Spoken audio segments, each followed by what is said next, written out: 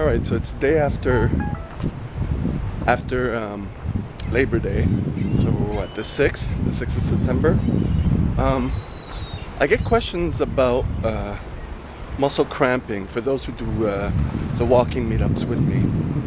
Crossing the street here. All right, so there's two reasons your muscles can be cramping, and we're gonna rule out the first one because it's not likely.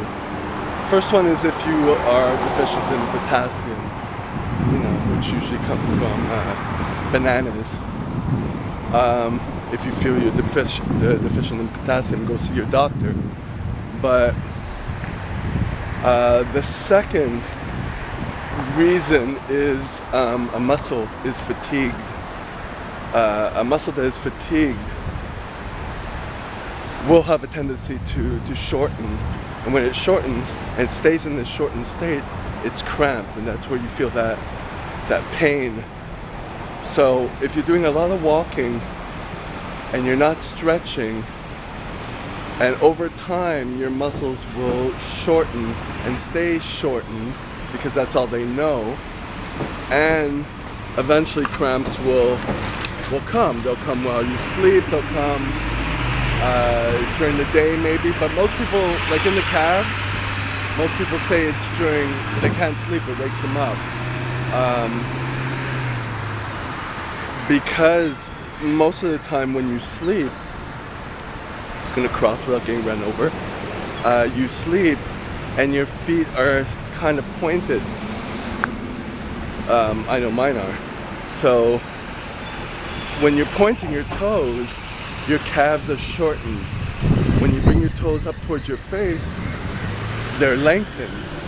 So when you are pointing your toes, it's like you're contracting or shortening your calf muscles, so then they stay shortened, bunched up, because the muscle shortens because of hooks in them that grind them shorter, if that makes sense.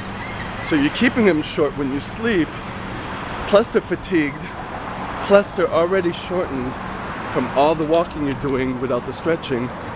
That's how they cramp.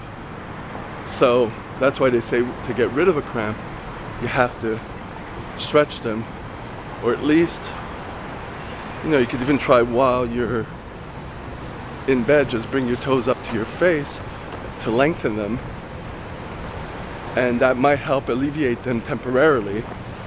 But it's important to have a stretching component to your walking component.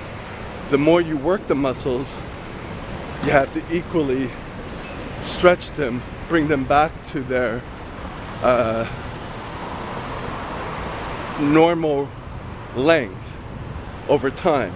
So stretching isn't just a one-time thing. You have to do it quite often. Initially, you have to do it maybe several times a day for holding it, let's say, for 30 seconds until the muscle kind of gets the signal to relax and lengthen. So doing that several times a day, every day, initially, you are coaching or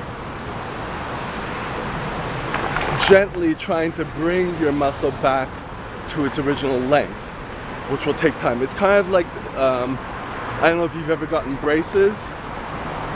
If you get braces, there's a little pain involved because your teeth are slowly trying to move into a new position, and it takes time.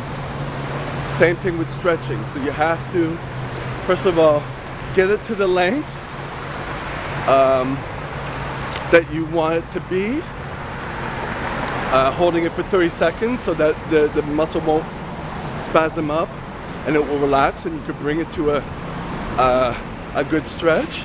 And you have to do that often so that the muscle realizes that, okay, it's going to be at that length quite often, so it's going to adapt to that.